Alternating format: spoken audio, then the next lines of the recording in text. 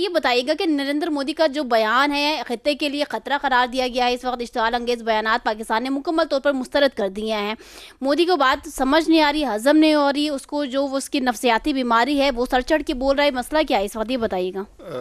महविश, खित्ते के लिए इस हवाले से कोई ख़तरा नहीं है। वजह उसकी ये है कि मोदी का जो बयान है वो ऐसे ही है जैसे चिराग सहरी होता है। जो वो जब वो बुझने के करीब होता है तो फिर वो फड़फड़ाता है। तो अब उसका इक़्तिदार भी फड़फड़ा रहा है और उसकी पॉपुलैरिटी भी बिल्कुल ग्राउंड पे आ चुकी है। उसका जो इम्प्रेशन था एज अ रीजनल पावर वो भी ग्राउंड पे आ चुका है। तो लिहाजा वो तो उसका चूंकि जवाल उसके सामने है, तो इसलिए उसका जो बयान है वो पब्लिक कंजम्पशन का बयान है, क्योंकि वो उसने अपनी अवाम को कुछ तो बताना है ना कि मैं ये कर दूंगा, मैं वो कर दूंगा, और अवाम उस लारे में रहेगी कि शायद अब कुछ कर देगा। और दूसरी बात यह है कि बिहार और दूसरे जो उनकी रियासतें हैं वहाँ पर इलेक्शन होने वाले हैं और उन्होंने उनको कुछ तो बताना है ना कि मैं पाकिस्तान के साथ ये करने वाला हूँ और मैं अब दूसरी किस्त में पाकिस्तान को शिकस्त दूंगा। तो नवी साहब जब हम बात करते हैं तो इतना भी आइडिया होना चाहिए कि हमें 10 लोग देख रहे हैं, ठीक हो गया, और वो शर्मिंदगी का एहसास भी होना चाहिए कि उनको सच पता है, अगरचे हम झूठ बोलते रहे। ये दुरुस्त है आपकी बात, लेकिन सियासतदान चूंकि बेशर्मी के मटेरियल से तैयार हुए होते हैं ना, इस तरह के जो सियासतदान होते हैं, तो इसलिए उन्हें कोई इज्जत और शर्म की तो बात होती नहीं है, वो तो ढिठाई उनका मटेरियल होता है। तो इसलिए वो ये मोदी उसी मटेरियल का बना हुआ है, इसलिए वो उसने वो राह ली और उसको जरा भी हजीमत और शर्मिंदगी नहीं हुई, क्योंकि वो तो अगर ऐसा करेगा वो तो शिकस्त हो जाएगी, शिकस्त हो चुकी है, वो तस्लीम करेगा तो वही भारतीय अवाम जिनका वो लीडर होता था वो उसको जूते मार के असेंबली से बाहर निकालते और असेंबली में रिवोल्ट होता। असेंबली में कांग्रेस इस वक्त अपने दांत तेज करके बैठी हुई है और वो किसी भी वक्त असेंबली के अंदर उनके खिलाफ अदम एतमाद और दूसरे जो मूव्स हैं वो ला सकती है। और इस तरीके से जो भारतीय सेना है, जो भारतीय जो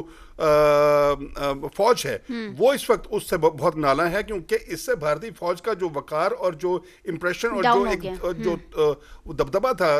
खित्ते में वो खत्म हुआ है। तो मोदी ने तो सारी कौम को बर्बाद करवा दिया। इसलिए मोदी का जो ये बयान है ये सिर्फ इसलिए है कि पब्लिक कंजम्पशन हो और किसी भी तरीके से हो सकता है कि फौज को भी थोड़ा सा आसरा हो और किसी भी तरीके से हो सकता है कि असेंबली के अंदर जो मुखालफिन है, सियासी मुखालफिन, कांग्रेस वगैरह, वो किसी सहारे में आ जाए, जो मेरा नहीं ख्याल के आने वाले हैं, क्योंकि मोदी को इस जंग के हारने के बाद अपनी कौम, अपने मुल्क के अंदर से बहुत बड़े रद्द-ए-अमल का सामना है और उस रद्द-ए-अमल के सामने की वजह से वो मजीद औसान खता उसके हो चुके हैं। जो पाकिस्तान की अफवाज ने उसके औसान खता किए हैं, उनका रद्द-ए-अमल ये हुआ कि मोदी अपनी कौम के रद्द-ए-अमल के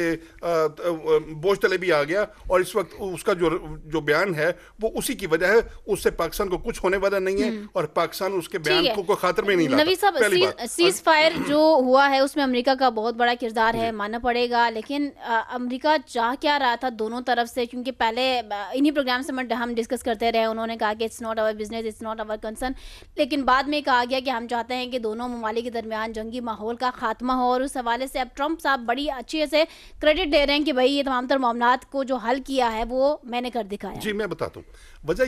हुआ ये है कि जब तक मोदी की एग्रेशन का अंदाज़ा था जेडी वैंस को और ट्रंप को,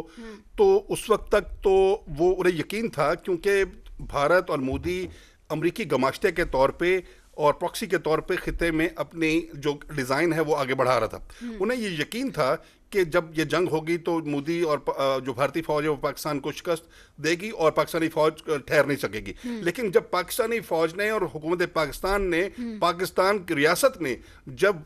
बड़ा ज़बरदस्त रिटेलिएट किया और भारतीय फौज को और भारतीय हुक्मरानों को वहाँ पे जब शिकस्त होती हुई नजर आई, तो उस वक्त वही अमरीकी हुक्मरान, चाहे सदर हों अमेरिका के या चाहे वो वाइस प्रेसिडेंट हों, वो इसमें कूदे और जो वो ये कहते थे कि इट्स नॉट आवर बिजनेस, तो वो उनका फॉरेन बिजनेस हो गया और उन्होंने उसमें कूद के मोदी को बचाया, उन्होंने मोदी को रेस्क्यू किया और बहुत फनकारी के साथ इसमें इंटरवीन किया। और उस इंटरवीन करने से उन्होंने अपना जो गमाश्ता की बर्बादी थी खिते में, उसके भरम को थोड़ा सा कायम रखने की कोशिश की, जो वो कायम तो नहीं रख सका, क्योंकि पाकिस्तान ने जो 4-5 घंटे में जो हशर किया है वो तो सारा जीरो हो गया। अब वो ये अमेरिका की भी एक आखिरी कोशिश थी कि किसी तरीके से वो भी भरम कायम रखें, क्योंकि उन्होंने तो एक हवा बनाना था भारत को चीन के खिलाफ। जब भारत पाकिस्तान के खिलाफ ही नहीं खड़ा हो सका तो चीन के खिलाफ क्या खाक परफॉर्मेंस देगा। लेकिन नवीद साहब, यहाँ तो सबसे बड़ा मसला भी इस वक्त ये है ना कि अमेरिका ने भारत को बचा लिया, सीज फायर करवा दिया। सीज फायर के अब जो मुज़ाकराती मामलात होने हैं उस पहलू में भी भारत को किस हद तक अमेरिका बचा सकता है, क्योंकि अब बात आएगी मसले कश्मीर की, अब बात आएगी सिंध-तास मुआहदे के। सिंध-तास मुआहदा तो वैसे भी एक तरफा तौर पर मुअत्तल नहीं हो सकते, इस हवाले से वो भारत शिकस्त खा लेगा, बट अमेरिका मसला कश्मीर पर कैसे भारत का साथ दे सकता है? मैं बताता हूँ आपको, अमेरिका ने आज तक 1948 से लेके अब तक, 1948 में, 1962 में, 2025 में अमेरिका ने सीज फायर करवाया भारत और पाकिस्तान के दरमियान, और वक्ती तौर पर भारत को रिलीफ दिलवाया, और भारत ने भी फौरन मान के अपनी जान बचाई और रिलीफ ले लिया। और भारत की पूरी कोशिश होती थी कि किसी तरीके से वक्ती तौर पर जान छूटे, उसके बाद हमने कौन सा मानना है। तो इस दफा भी अमेरिका ने उनको वो रिलीफ दिया, लेकिन बहरहाल इस दफा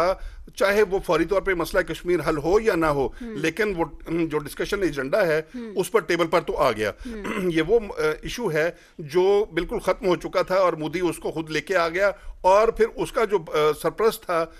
ट्रंप, वो उसको ये कह के लॉली, तो असल में ट्रंप ने पाकिस्तान को लॉलीपॉप दिया कि हम आपके इस मसले को हल करवाने के लिए अपना रोल प्ले करेंगे, ताकि पाकिस्तान उसको लुक्रेटिव ऑफर समझ के तो जो सीज फायर है उस पर आमादा हो जाए। पाकिस्तान हो तो गया, पाकिस्तान क्योंकि कोई चांस जाया नहीं करना चाहता कश्मीर के मसले के हल के हवाले से, और पाकिस्तान को जब ये ट्रंप ने ये ऑफर किया तो पाकिस्तान ने उसको वेलकम किया। भारत की जान बची फौरी तौर पे। अब होना ये है कि जब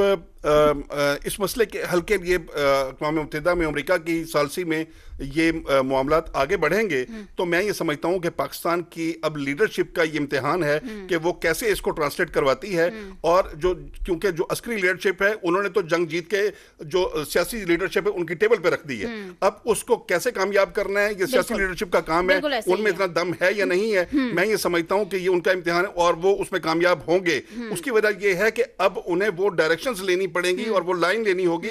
जो इस जंग को जीत के उनकी तरफ आ चुकी है। अगर उन्होंने इससे डेविएट किया तो मैं ये समझता हूं कि पाकिस्तान, राना सनाउल्लाह साहब ने जंग के दौरान क्या स्टेटमेंट दिया कि अब अगर वहां से कोई कार्रवाई नहीं होती तो हम भी नहीं करेंगे। हालांकि उससे पहले ही हमारी अस्करी क़यादत कह चुकी थी कि जवाबी कार्रवाई होगा, लाजमी होगा। जो खून बहा है ना, उस खून का बदला जरूर लिया जाएगा, आवाम से वादा किया था। तो आप जो पॉलिटिकल लीडरशिप की बात करें इस वक्त, तो